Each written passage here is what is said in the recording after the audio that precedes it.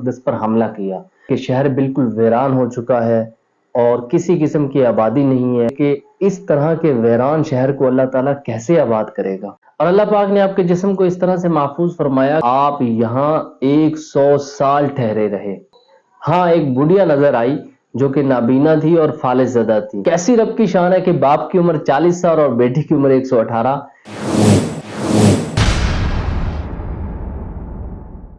کیا آپ جانتے ہیں کہ یہودی کس نبی کو اللہ کا بیٹا مانتے ہیں اور کس وجہ سے مانتے ہیں؟ آج کی اس ویڈیو میں آپ کو یہی بتانے جا رہا ہوں۔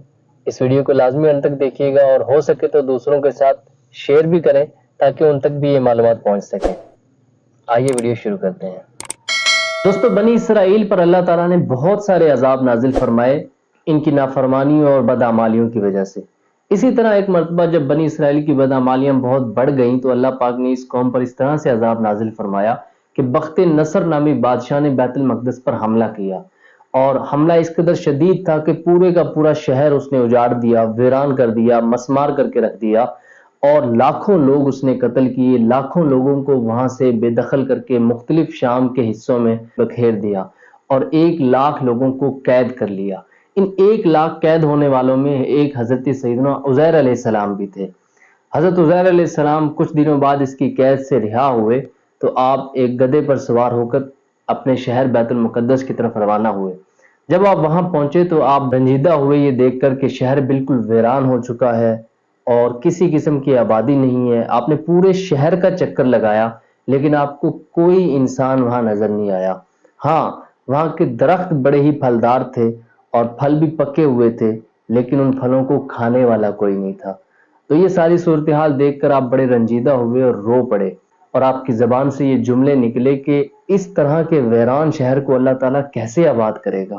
اس کے بعد آپ نے کچھ پھل ان درختوں سے توڑے اور تناول فرمائے اور انگوروں کو نچوڑ کر ان کا شیرہ نوش فرمایا۔ اس کے بعد جو پھل بچ گئے ان کو اپنے تھیلے میں رکھا اور جو شیرہ بچا اس کو اپنی مشک میں رکھا، اور اس گدھے کو وہیں کہیں مضبوطی کے ساتھ باندھ دیا اور خود ایک درخت کے نیچے آرام فرما ہوئے، یعنی سو گئے۔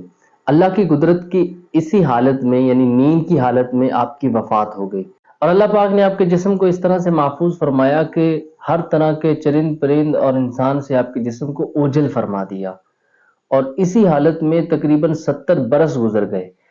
70 سالوں کے بعد اہل فارس میں سے کسی بادشاہ کا وہاں سے گزر ہوا تو اس بادشاہ نے دوبارہ سے بیت المقدس کو آباد کیا۔ کچھ اپنے لوگ وہاں اس نے آباد کیے، اور جو بکھرے ہوئے لوگ تھے جس کو بخت نصر نے اس شہر سے نکال دیا تھا، ان لوگوں کو اکٹھا کر کے دوبارہ اس شہر میں آباد کیا، اور نئی نئی عمارتیں بنی، باغات لگے، اور پھر سے اس شہر کا سارا نظام چل پڑا، اور کرتے کراتے 100 سال مکمل ہو گئے۔ 100 سال کے بعد اللہ پاک نے حضرت عزیر علیہ السلام کو دوبارہ زندہ فرمایا۔ جب حضرت عزیر علیہ السلام بیدار ہوئے تو آپ تعجب میں پڑ گئے۔ کیوں؟ کیونکہ آپ نے اپنی ایک طرف دیکھا تو گدھے کی جگہ بکھری ہوئی ہڈیاں پڑی ہیں، دوسری طرف دیکھا تو پھل پڑے ہیں، اور وہ شیرہ جو تھا وہ بھی موجود ہے، لیکن پھلوں کو اور شیرے کو کچھ نہیں ہوا، اور دوسری طرف ہڈیاں ہیں۔ اور اسی طرح اپنے آپ کو دیکھا تو آپ کی اپنی حالت بھی بالکل ٹھیک ہے، داڑھی سیاہ ہے، 40 برس کی عمر ہے۔ تو آپ بڑے حیران تھے، تعجب میں تھے کہ یہ ہوا کیا ہے۔ کیوں؟ کیونکہ جب وہ بیدار ہوئے تو ان کے لیے تو وہ ایسا ہی تھا کہ جیسے وہ فجر کے وقت سوئے یا صبح کے وقت سوئے اور عصر کے وقت اٹھے۔ ان کے لیے یہ 100 سال کا عرصہ ابھی ان پر یہ ظاہر نہیں ہوا تھا۔ ان کے لیے تو ایسے ہی تھا جیسے چند گھنٹوں کی نیند۔ ابھی آپ اسی تذبذب میں تھے کہ اللہ تعالیٰ نے آپ پر وحی نازل فرمائی کہ اے عزیر، تم یہاں کتنی دیر ٹھہرے رہے یا کتنی دیر یہاں سوئے؟ تو اس پر حضرت عزیر علیہ السلام کے ذہن میں تو یہی تھا کہ میں صبح کے وقت سویا تھا اور اب عصر کا وقت ہو گیا۔ تو حضرت عزیر علیہ السلام نے یہ جواب دیا کہ ایک دن یا اس سے کچھ کم، اتنی دیر میں یہاں سویا رہا۔ تو اس کے بعد اللہ تعالیٰ نے وحی نازل فرمائی کہ اے عزیر، آپ یہاں 100 سال ٹھہرے رہے۔ اس کے بعد اللہ پاک نے ارشاد فرمایا کہ اب ہماری قدرت کا یہ نظارہ دیکھو کہ ایک طرف تمہارا گدھا جو بالکل گل سڑ چکا ہے اور صرف اس کی ہڈیاں باقی ہیں، اور دوسری طرف یہ تازہ پھل اور وہ شیرہ بالکل اپنی اصلی حالت میں ہے۔ تو یہ ہماری قدرت کے نظارے تمہارے سامنے ہیں۔ اور پھر ارشاد فرمایا کہ اب مزید یہ دیکھو کہ ہم ان بکھری ہوئی ہڈیوں کو دوبارہ زندہ کیسا کرتے ہیں۔ اس کے بعد ان ہڈیوں میں حرکت ہوئی اور اس گدھے کا ڈھانچہ دوبارہ سے بنا اور وہ گدھا دوبارہ زندہ ہو گیا۔ یہ دیکھنے کے بعد حضرت عزیر علیہ السلام نے بلند آواز سے کہا اعلم ان اللہ علی کل شیء قدیر، یعنی میں خوب جانتا ہوں کہ اللہ جو چاہے کر سکتا ہے۔ اس کے بعد حضرت عزیر علیہ السلام اپنے شہر میں گئے اور اس جگہ پہنچے جہاں آپ کا مکان تھا۔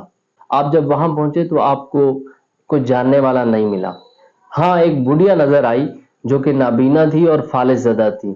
آپ نے اس بڑھیا سے پوچھا کہ کیا یہ مکان عزیر کا ہے؟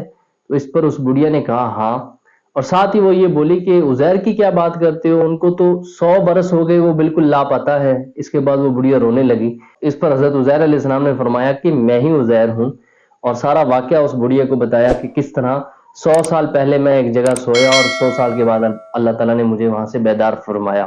ایک اور بات یہاں ایڈ کرنا چاہوں گا کہ اس بڑھیا نے حضرت عزیر علیہ السلام کو بچپن میں دیکھا تھا، تو اب بڑھیا کے ذہن میں یہ بات تھی کہ حضرت عزیر علیہ السلام جو دعا مانگتے تھے وہ قبول ہوتی تھی۔ تو بڑھیا نے کہا کہ اگر واقعی آپ سچ کہہ رہے ہیں تو میرے لیے دعا کریں کہ اللہ تعالیٰ مجھے بینائی عطا فرمائے اور میرا فالج ٹھیک ہو جائے۔ تو اس پر حضرت عزیر علیہ السلام نے دعا فرمائی اور اس بڑھیا کی آنکھیں ٹھیک ہو گئیں اور فالج بھی اچھا ہو گیا۔ اس کے بعد اس بڑھیا نے جب بغور دیکھا تو وہ پہچان گئی کہ یہ واقعی حضرت عزیر علیہ السلام ہے۔ اس کے بعد اس بڑھیا نے حضرت عزیر علیہ السلام کو ساتھ لیا اور بنی اسرائیل کے ایک محلے میں پہنچی۔ اتفاقاً وہ محلے والے پہلے ہی ایک مجلس لگا کر بیٹھے تھے۔ جس طرح حضرت عزیر علیہ السلام وہاں پہنچے، اتفاقاً اسی مجلس کے اندر آپ کا بیٹا بھی موجود تھا جس کی عمر تقریباً 118 سال ہو چکی تھی۔ کیسی رب کی شان ہے کہ باپ کی عمر 40 سال اور بیٹی کی عمر 118۔ یہی تک نہیں بلکہ آپ کے پوتے بھی وہاں موجود تھے جو سب بوڑھے ہو چکے تھے۔ اس کے بعد اس بڑھیا نے حضرت عزیر علیہ السلام کی گواہی دی اور یہ کہا کہ میں گواہی دیتی ہوں کہ یہ حضرت عزیر علیہ السلام ہے، لیکن لوگوں نے اس بات پر یقین نہیں کیا۔ اور آپ کا جو لڑکا تھا، جو آپ کا بیٹا تھا، اس نے کہا کہ اگر آپ واقعی عزیر ہیں تو میں جانتا ہوں کہ میرے باپ کے دونوں کندھوں کے درمیان ایک کالے رنگ کا مسا ہے جو چاند کی شکل کا ہے۔ تو اس پر حضرت عزیر علیہ السلام نے اپنی قمیض اٹھائی تو سب نے دیکھا واقعی وہ مسا وہاں موجود تھا۔ اس کے بعد کچھ لوگوں نے کہا کہ حضرت عزیر علیہ السلام کو تو تورات ساری زبانی یاد تھی۔ یہ کہنا تھا کہ حضرت عزیر علیہ السلام نے بلا جھجک ساری تورات ان کو سنا دی۔ لیکن مسئلہ یہ کھڑا ہوا کہ جب بخت نصر نے اس شہر پر حملہ کیا تھا تو 40,000 ایسے لوگ جو تورات کا علم رکھتے تھے ان کو اس نے چن چن کر مروایا تھا، اور تورات کی کوئی جلد اس نے زمین پر باقی نہیں رہنے دی۔ تو اب یہ کیسے کنفرم کیا جائے کہ جو تورات حضرت عزیر علیہ السلام سنا رہے ہیں یہ واقعی وہی تورات ہے؟ تو اس پر ایک شخص اس مجلس کے اندر سے بولا کہ میرے باپ نے مجھے یہ بات بتائی ہے کہ جب بخت نصر نے ہمیں قید کیا تھا، یعنی ان کے بڑوں کو، تو ایک جلد انہوں نے ایک انگور کی بیل کے نیچے دبا دی تھی۔ تو اگر کوئی نشاندہی کرے وہ بیل کہاں ہے، اس کو تلاش کیا جائے تو ہو سکتا ہے وہ نسخہ بھی مل جائے۔ تو پھر لوگوں نے تلاش کیا اور آخر کار ایک انگور کی بیل کے نیچے وہ جلد ان کو مل گئی۔ جب انہوں نے اس کو کھولا اور دیکھا تو حضرت عزیر علیہ السلام نے جو تورات ان کو سنائی تھی حرف بحرف وہی تورات اس کتاب کے اندر بھی موجود تھی۔ اس طرح حضرت عزیر علیہ السلام کی یہ نشانی بھی سچ ثابت ہوئی۔ لیکن ہوا یہ کہ بجائے یہ کہ وہ قوم حضرت عزیر علیہ السلام پر ایمان لاتی اور اس چیز پر ایمان لاتی کہ اللہ کس طرح مردوں کو زندہ کرتا ہے اور موت اور زندگی کا ایک جو سسٹم اللہ نے بنایا وہ کیا ہے، اس پر ایمان لاتے، ان بدبختوں نے حضرت عزیر علیہ السلام کو اللہ کا بیٹا ماننا شروع کر دیا۔ اور یہی عقیدہ آج تک یہودیوں میں رائج ہے، اور وہ حضرت عزیر علیہ السلام کو نعوذ باللہ اللہ کا بیٹا تصور کرتے ہیں، جو کہ بالکل مشرکانہ بات ہے۔ اب ہم نے اس سے کیا سیکھا؟ الحمدللہ ہم تو اس چیز پر ایمان رکھتے ہیں کہ اللہ وحدہ لا شریک ہے، اس کا کوئی شریک نہیں، نہ اس کو کسی نے جنا نہ وہ کسی سے جنا گیا۔ تو اب ہمارا تو یہ ایمان ہے کہ حضرت عزیر علیہ السلام اللہ کے نبی تھے۔ ہم نے اس میں سے کیا سیکھا؟ ایک تو یہ کہ اللہ تعالی کے عذاب سے ہمیں ڈرنا چاہیے کہ وہ کسی بھی صورت میں ہو سکتا ہے۔ دوسرا یہ کہ زندگی اور موت یہ ہر ایک کے لیے ایک جیسی نہیں ہے۔ ہمارے لیے زندگی اور موت کا ایک الگ سسٹم ہے، لیکن جو اللہ کے نیک بندے ہیں اور اللہ کی خاص کر جو انبیاء ہیں ان کو اللہ تعالیٰ کیسی زندگی اور کیسی موت دیتا ہے وہ اس قرآنی واقعے کے اندر ہم نے سنا کہ حضرت عزیر علیہ السلام اٹھ کر ان کو یہ لگ رہا ہے کہ میں صبح سویا تھا اور ابھی اٹھ گیا ہوں ایک ہی دن کے اندر، حالانکہ عرصہ کتنا گزر چکا تھا؟ 100 سال کا عرصہ گزر چکا تھا۔ اسی لیے ہم انبیاء علیہ السلام کی حیات کے قائل ہیں، اور ہمارا یہ عقیدہ ہے کہ اللہ تعالیٰ نے اپنے نبیوں کو، اپنے نیک بندوں کو اسی طرح حیات عطا فرمائی ہے جیسے وہ اس دنیا میں تھے۔ مرنے کے بعد بھی اللہ تعالیٰ نے ان کو اسی طرح کی حیات عطا فرمائی ہے۔ کیوں؟ کیونکہ وہ اس چیز پر قدرت رکھتا ہے۔ امید کرتا ہوں آج کی ویڈیو میں آپ نے بہت کچھ سیکھا ہوگا۔ ایک نئی ویڈیو کے ساتھ آپ کے سامنے پھر حاضر ہوں گا۔ ابھی تک کے لیے اتنا ہی۔ ویڈیو اچھی لگی ہو تو لائک کریں، شیئر کریں، چینل کو سبسکرائب کریں۔ السلام علیکم ورحمۃ اللہ وبرکاتہ۔